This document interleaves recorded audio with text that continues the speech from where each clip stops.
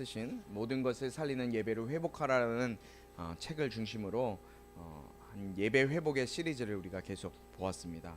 예배 본질의 회복, 또 개인의 예배 회복, 또 가정의 예배 회복, 또 성전의 예배를 회복하라라는 말씀을 통해서 우리 개인적인 예배의 모습을 여러분들 스스로가 좀 생각해보고 다시 한번 돌아보는 새롭게 하는 시간이 되었을 줄 믿습니다. 오늘 그 예배 회복의 마지막 시리즈로 나의 삶을 드리는 예배를 회복하라는 말씀으로 함께 은혜를 나누려고 합니다. 우리가 지금까지 나눴던 예배 회복의 메시지를 통해 여러분들은 어떤 도전을 받으셨습니까? 받으신 분도 있고 특별히 어떤 기억이 남지 않는 그런 분도 계실 것입니다. 여러분, 주일 예배, 또 수요일 예배, 우리가 드려지는 또 새벽 예배, 또 여러분들이 각자 드리는 다양한 예배들이 있을 거예요. 그 예배에서 은혜를 받았다는 그 사실을 그럼 여러분들 어떻게 증명할 수 있을까요? 내가 예배를 드리면서 예배 은혜 받았어요 라고 얘기를 하잖아요. 또 들어보기도 했잖아요. 그럼 어떻게 증명을 할 수 있을까요?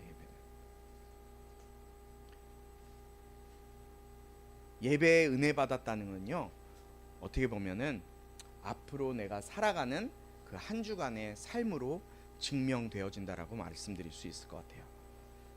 삶이 변하지 않는 예배는 영화관에서 영화를 보는 것과 똑같아요. 여러분, 얼마 전 우리나라를 휩쓸었던 아주 유명한 영화가 있죠. 잘된 영화가 있습니다. 뭐예요? 왜요? 왕과 사는 왕사남이라고 하는 왕과 사는 남자. 2월 달에 개봉을 했는데요. 올해 2월 달에 개봉을 한 영화 중에 요 근래에 가장 많이 영화를 보았다고 합니다. 공식 집계된 이 상영 관람한 관객 수를 보니까요, 1688만 9,945명이 이 영화를 봤대요. 여러분, 극한 직업 아시죠? 극한 직업을 제치고 우리나라 대한민국 역대 박스 오피스 2위에 랭크되는 그런 일들을 대기록을 세웠습니다. 저도 이 영화를 봤습니다. 우리 연서는 몇 번을 봤는지 모르겠지만 몇 번이요? 10번? 10번 봤어요? 9번 봤어요? 저런 사람들이 있어요. 저는 한 번밖에 보지 않았습니다. 이 영화를 본 분들이 여기 이 자리에도 꽤 많이 계실 거예요. 그리고 많은 사람들이 이 영화에 몰입해서 영화를 잘 좋아해서 단종의 죽음과 또 클라이막스 부분에서 영화를 보면서 눈물을 흘리시는, 또 눈물을 훔치시는 그런 모습을 극장에서 저도 봤습니다. 뭐 어떤 뒤에 계신 분들은 꺽꺽꺽거리면서 흐느끼는 분도 계셨어요. 영화가 끝나고도 쉽사리 자리를 뜨지 못하고 그 자리에 앉아 있는 그런 모습도 보이는 경우도 봤습니다. 그런데 여러분, 그렇게 감동적으로 재밌게 즐겁게 또 감동적으로 봤던 영화지만 그 영화가 지금 여러분의 삶 가운데 어떤 변화를 주었나요? 그렇게 감명 깊고 재미있게 본 영화가 여러분의 삶을 변화시키지 못해요. 삶이 변화되는 것을 기대하고 영화관을 찾는 사람들은 아마 단 한 사람도 없을 거예요. 그냥 재미로 이 영화가 재밌다더라, 잘 만들었다더라 하는 소문과 소식을 듣고 영화관을 찾아 영화를 보고 영화관을 나오게 되죠. 그런데 왜 이렇게 오늘날 우리가 드리는 이 예배가, 여러분이 앉아있는 이 예배가 영화와 닮았는지 모르겠어요. 그냥 한 편의 영화 같아요. 예배 시간은 뭐 자리에 일어나서 박수도 치면서 찬양도 하고 은혜도 받기도 하고 찬송을 부르고 설교 중간중간에 은혜 받아서 아멘 아멘 외치기도 하죠. 화답하기도 하죠. 기도하면서 눈물을 흘리면서 결단을 하는 분도 있고요. 하지만 대부분 예배는 축도를 하면서 축도와 함께 그 모든 감동이 사라지는 경우가 대부분이에요. 그리고 본당 안에 그대로 두고 받은 은혜를 본당 안에 그대로 두고 집에 가는 경우가 많이 있죠. 여러분, 이 예배는 과연 은혜가 넘치는 예배였을까요?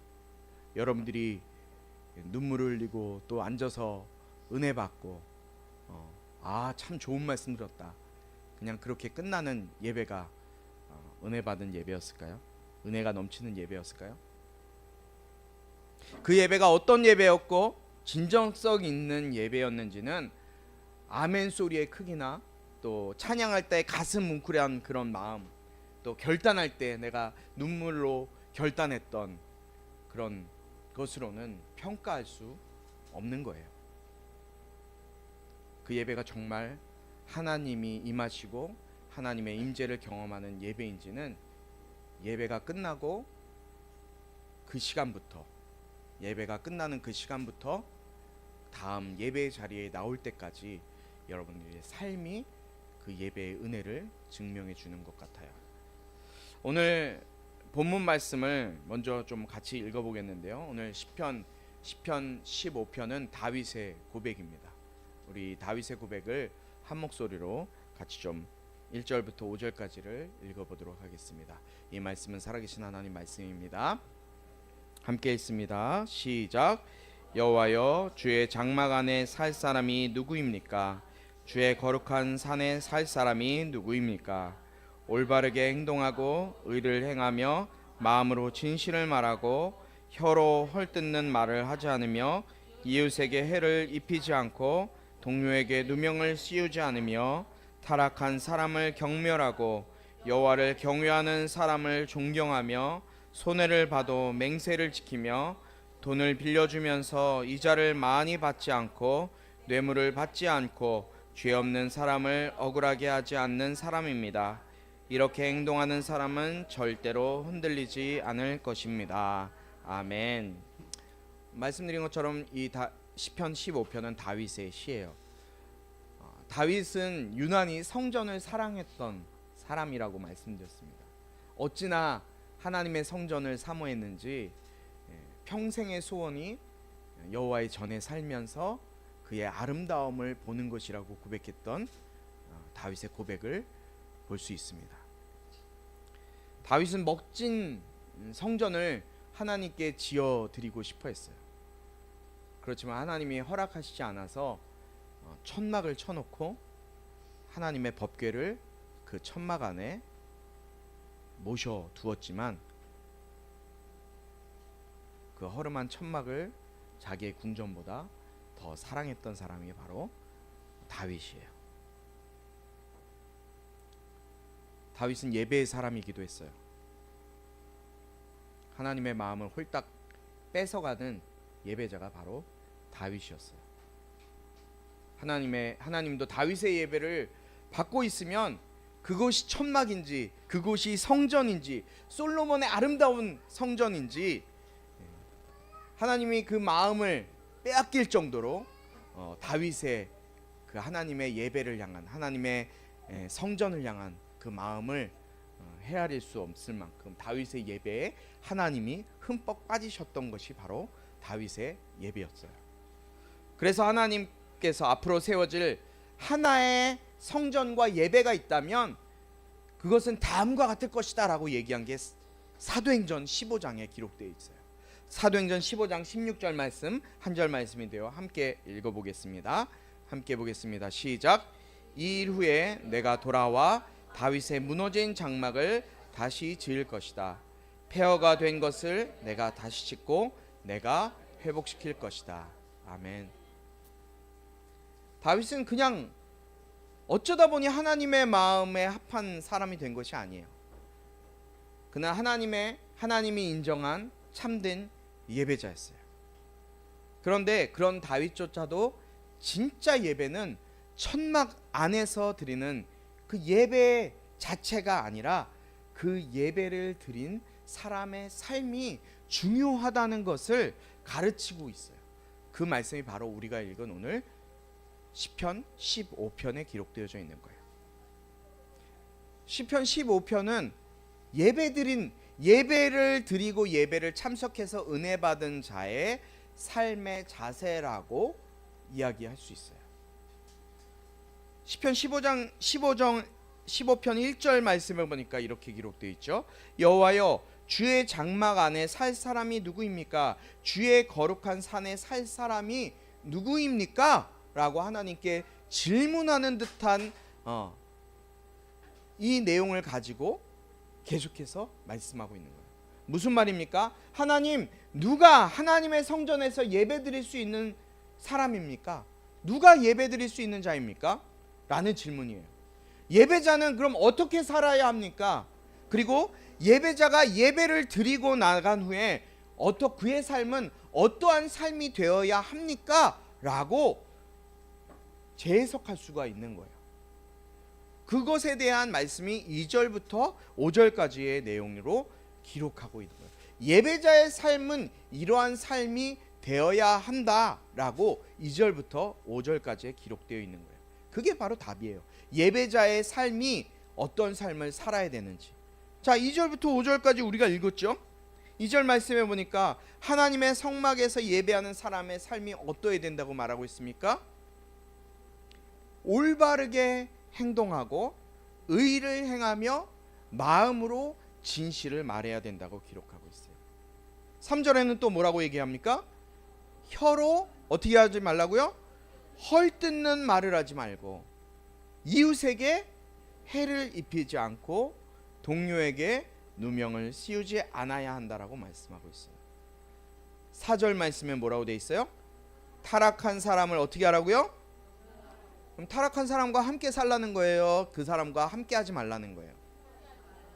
여러분, 타락한 사람들과 함께 하지 마세요. 여러분 물들어요. 그렇기 때문에 타락한 사람과 함께 하지 말고 경멸하라고 다윗이 이야기하고 있어요. 여러분, 술 마시는 친구 만나면 어떻게 되는지 아세요? 술 마시러 다녀요. 담배 피는 친구 만나면 같이 담배 피러 갈 수밖에 없어요.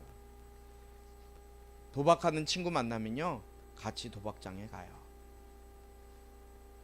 예배하는 사람 만나면 어떻게 될까요? 예배하는 친구 만나면 같이 예배의 자리로 찾아갈 수 있어요. 여러분이 그런 친구가 되길 바랍니다. 여호와를 경외하는 사람을 어떻게 해요? 존경하고 손해를 봐도 맹세를 지킨다라고 말씀하고 있어요. 5절 말씀 한 절 더 보겠습니다. 5절 말씀. 돈을 빌려주면 어떻게 해요? 이자를 많이 받지 않고. 여러분, 이자 놀이하는 분들 있죠. 상상을 초월하는 사채라고 하는데 이자 노름을 하는 사람들이 있어요. 그런데 돈을 빌려주면서도 이자를 많이 받지 말고, 뇌물을 받아요, 받지 말아요? 뇌물을 받지 않고, 죄 없는 사람을 억울하게 하지 않는 사람이 바로 하나님이 요구하시는 예배자의 삶의 모습이에요. 그렇게 삶의 예배자로 최선을 다해 살아간다면 그 사람은 어떻게 될까요? 영원히 흔들리지 않는 삶을 주시겠다고 주님이 마지막에 말씀하고 있어요. 이렇게 행동하는 사람은 절대로 흔들리지 않을 것이다. 여러분, 세상은 여러분들을 넘어뜨리기 위해, 예배자로 살지 못하게 하기 위해 너무너무 우리의 삶을 흔들어대고 있어요. 여러분, 반대로 한번 생각해 볼까요? 2절부터 올바르게 행동하는 사람, 여러분들은 나는 올바르게 행동할 수 있다고 확신하십니까? 확신하시는 분 한번 손 들어보세요. 나는 성경 말씀대로 올바르게만 살아갑니다. 확신하는 사람은 없을 거예요. 의를 행하여 마음으로 늘 진실함만을 말합니다. 저는 거짓말 못해요. 사실만을 얘기해요. 혀로 헐뜯는 말을 하지 않나요? 여러분, 이웃이 없을 때, 당사자가 없을 때 우리가 제일 즐거워하는 게 뭐예요? 뒷담화. 뒷담화하는 사람들과 가장 친해지기 쉬워요. 그럼 그거 조심하셔야 돼요. 이웃에게 해를 입히지 않고 동료에게 누명을 씌우지 않아야 된다. 타락한 사람을 경멸하지 않고 여호와를 경외하는 사람을 존경하고 손해를 봐도 맹세를 지킨다. 여러분, 내가 손해 보는데 약속한 거 끝까지 지킬 수 있는 사람이 몇 명이나 될까요? 내가 손해를 보면 그 손해를 끝까지 지켜내는 사람은 없어요. 5절 말씀에 돈을 빌려주면 이자를 많이 받지 않는다. 저는 이 말씀을 가지고 예전에 이동원 목사님이 교회 가운데 했던 말이 저는 아직도 기억에 남고 떠나지가 않아요. 당시에 우리나라의 이자가 아니라 월세를 받거나 전세를 받을 때 이사를 가거나 또 그 동네 집값이 확 올라가면 전세나 월세를 막 올려서 받는 것이 대부분이었어요. 그런데 그때는 너무너무 이 나라가 힘든 시기였어요. 그 힘든 시기에 큰 교회 목사님이 이렇게 성도들에게 당부를 했습니다. 여러분들 예수 믿는 사람들이라면 삶으로 여러분들의 삶을 증명이 되는데 어떻게 증명하겠습니까? 여러분, 집 있으신 분들, 전세와 월세로 집을 내어주시는 분들은 다른 사람들이 우리 집값이 올랐다고 해서 다른 사람들이 옆에 집값을 올리고 월세를 올리고 전세를 올린다고 해서 여러분들 똑같이 그렇게 전세를 올리고 월세를 올리지 마시기 바랍니다. 여러분들이 그거 올리지 않아도 여러분들 살 수 있잖아요. 그렇게 말을 했을 때 그 말씀에 순종했던 지구촌 교회 성도들이 너무너무 많이 있었어요. 그래서 그때 당시 전 전도사 생활을 하고 있었을 텐데 그때 당시에 분당이거든요. 분당이라면은 여러분들 그런 얘기 많이 들어보셨죠? 천당 밑에 분당이라고. 그만큼 분당이 잘 사는 곳이었고 월세나 전세가 상당히 높은 곳이었어요. 집값이 막 올라가는데 감사하게도 지구촌 교회 성도들이 전세와 월세로 내준 집들은 월세와 전세가 올라가지 않고 그대로 있었다고 해요. 그래서 많은 사람들에게, 주변의 많은 사람들에게 그 일들이 전파돼서 교회로 많은 사람들이 돌아오게 되는 일이 있었다라고 합니다. 여러분, 우리는 다윗의 시편을 통해서 다윗이 하나님 전에 와서 예배를 드리기 위해 얼마나 치열하게 하나님 앞에서 경건하고 거룩하게 살려고 발버둥 쳤는지를 우리는 알 수가 있어요. 다윗이 한 주간 자기 마음대로 살다가 성전에 와서 자기 장기인 수금과 비파를 멋지게 연주했다면 하나님이 과연 그 다윗의 예배, 다윗의 찬양을 기쁘게 받으셨을까요? 월요일부터 토요일까지의 삶은 엉망진창으로 살면서 일요일 하루 교회 나와서 거룩한 척 하나님 앞에 수금을 타고 하프를 타면서 찬양했다면 하나님이 기쁘게 다윗의 예배를 받으시고 가장 마음에 합한 자라고 인정하실 수가 있었을까요? 그렇지 않죠. 다윗은 그렇게 이중적으로 살았던 사람이 아니에요. 하나님이 다윗의 예배를 기쁘게 받으신 것은 그의 수금 타는 재주가 좋아서가 아니라 그가 하나님과 만나는 그 하루를 준비하기 위해서 한 주간 동안을 올바르게 하나님과의 올바른 관계 속에서 다른 사람과 하나님과 수평 수직의 그 삶 가운데 올바른 삶을 진실하게 행하며 살았기 때문에 혀로 범죄하지 않기 위해 자기 입에 재갈을 물고 가난한 자들을 돌보고 거짓말을 멀리하는 삶을 살기 위해 치열하게 노력했기 때문에 하나님께서 다윗을 가장 사랑하는 예배자로 세우신 것 아니겠습니까? 삶이 빠진 예배는 쇼다 라고 A.W. 토저 목사님께서 책에 기록하고 있어요. 삶이 빠진 예배는 뭐예요? 쇼예요. 예배는 드리는데 그 예배 가운데 나의 삶의 모습에 모든 부분이 빠져 있다면 그것은 하나님 앞에 나와서 하는 쇼에 불과하다는 거예요. 예배인가 쇼인가 한번 시간이 되시는 분은 찾아보시기 바래요. 사랑하는 우리 꿈꾸는 가족 여러분, 지난 한 주간 나는 올바르게 행동하고 의를 행하고 마음으로 진실을 말하고 혀로 범죄하지 않았는지, 또 타락한 사람들과 어울리면서 그들의 삶을 따라 사는 삶을 살진 않았는지, 내 말로 다른 사람들에게 상처를 주진 않았는지 한번 생각해 보시기 바래요. 여러분, 이 시대는 전도가 잘 안 된다고 이야기하는 시대를 우리가 살아가고 있어요. 여러분, 그 이유는 다양할 거예요. 그런데 세상 사람들이 예수를 믿지 않게 된 데는 그만한 이유가 있는 거예요. 어쩌면 예수님 믿는다고 하면서도 변화되지 않는 우리 삶의 일상들, 그 모습으로 인해서 그들이 교회에 나오지 않는 이유가 되지 않았나 생각해 봅니다.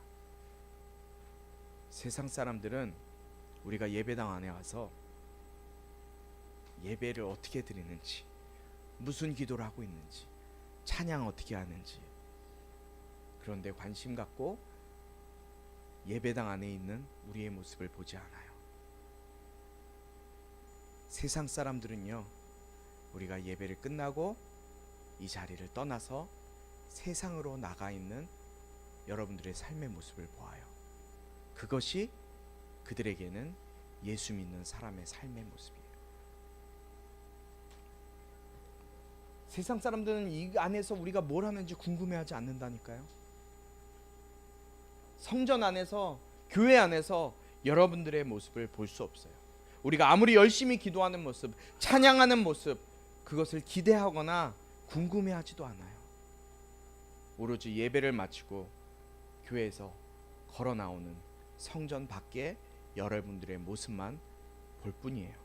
그리고 그 모습을 보면서 세상 사람들은 실망하게 있으죠. 하지만 어느 누군가가 엉망진창으로 살던 우리의 모습을 알고 있다가 이상하게도 우리가 교회에 들어가서 한두 시간 있다 나오면 그 사람이 달라지는 모습을 경험했다면 어떨까요? 그것도 한두 사람이 아니라 많은 사람들이 그렇게 예배하고 나와서 변화된 삶의 모습을 보인다면 사람들은 어떻게 생각할까요? 그러면 세상 사람들이 교회를 바라보는 시선은 분명히 달라질 거예요. 삶으로 하나님의 살아계심을 증명하라는 말은 예수님의 말씀이에요. 우리 마태복음 7장 21절 말씀 함께 같이 한번 읽어볼까요? 함께 읽습니다. 시작. 내게 주신 주님 하는 사람이라고 다 하늘나라에 들어가는 것이 아니다. 하늘에 계신 내 아버지의 뜻대로 행하는 사람이라야 하늘나라에 들어갈 것이다. 아멘. 우리 너무나 잘 알고 있는 말씀이죠. 주여 주여 하는 자마다 다 천국에 갈 것이 아니요 오직 하나님의 뜻대로 행하는 사람이라야 하늘나라에 들어갈 것이다. 주님의 말씀이에요. 주여 주여 교회 다니며 그냥 교회만 왔다 갔다 하는 인생이 아니라 하나님의 뜻대로 살아가는 삶이 있는 자라야 천국에 들어갈 수 있다라고 말씀하고 있어요. 여러분, 우리는 성경을 읽잖아요. 우리는 성경을 읽어요. 그러나 세상 사람들은 여러분들을 읽어요. 기억하세요. 우리는 성경을 읽지만 세상 사람들은 나를 읽는다. 세상 사람들은 우리의 삶을 보고 있어요. 삶으로 복음을 살아내는 저와 여러분들이 됐으면 좋겠어요. 여러분들이 이 자리에 한 시간 와서 앉아있다 돌아간다고 해도 여러분들의 삶이 변하지 않고 여러분들의 삶이 그냥 똑같은 삶이면 세상 사람들은 별로 신경 쓰지 않아요. 여러분, 삶으로 드리는 예배는 힘이 있고 능력이 있어요. 여러분 한 사람 한 사람이 바뀌고 여러분 안에 예수님의 말씀이 살아 운동력 있는 능력의 말씀이 될 때 하나님을 알지 못하고 예수님을 알지 못하는 세상의 많은 사람들은 여러분들의 모습을 보고 살아계신 하나님을 경험하게 될 것이고, 믿으라 하지 않아도 그들은 교회로 그들의 발걸음을 옮길 거예요. 여러분, 그만큼 우리의 삶이 중요한 거예요. 오늘 우리가 예배를 회복하는 삶에 대해서 마지막으로 말씀을 나눴어요. 여러분, 예배의 회복은 다른 데 있지 않아요. 우리의 삶이 예배를 통해서 변화되는 것에 있어요. 오늘 바라기는 우리의 삶이, 저와 여러분의 삶이 말씀을 듣고 말씀을 살아내는 삶이 되길 주님의 이름으로 축원합니다. 우리의 힘으로, 우리의 능력으로는 할 수 없어요. 그러나 예수 이름이 여러분 가운데 들어가고 예수의 이름을 여러분들이 붙들 때 성령님께서 여러분들의 인생을 변화시키시고 여러분들을 말씀을 이루는 삶으로 살아가게 하실 줄 믿습니다. 저는 오늘 이 찬양을 좀 같이 했으면 좋겠는데요, 제가 개인적으로도 좋아하는 찬양이에요. 소원이라는 찬양인데요, 우리의 삶의 작은 일에도 주님께서 여러분의 삶 가운데 그 삶을 이루셔서 삶의 열매를 맺게 하시고 그 삶을 살아내게 하시는 은혜가 저와 여러분에게 있었으면 좋겠어요. 이 찬양의 가사를 여러분들이 잘 음미해 보시면 어떤 의미인지 알게 되실 거예요. 우리 함께 같이 찬양하겠습니다. 삶의 작은 일에도, 삶의 작은 일에도 그 마음을 알기 원하네. 그 좁은 길로 가기. 키보드 소리 좀 키워주시고요. 나의 자금을 알고 그분의 크심을 알며 소망 그 깊은 길로 가기 원하네. 다시 한번 찬양할까요? 삶의 작은 일에도, 삶의 작은 일에도 그 마음을 알기 원하네. 그 좁은 길로 가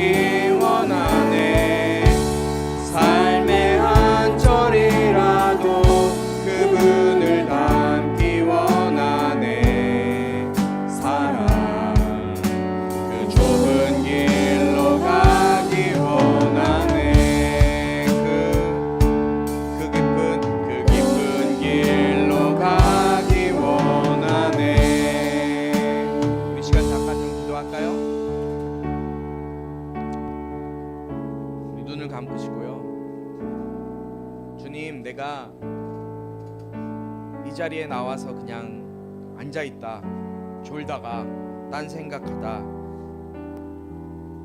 돌아가지 않게 하시고 하나님의 말씀이 내 심령 가운데 내려오게 하시고 심겨지게 하셔서 이 말씀 붙들고 한 주간 변화된 삶을 살아낼 수 있도록 인도하여 주옵소서.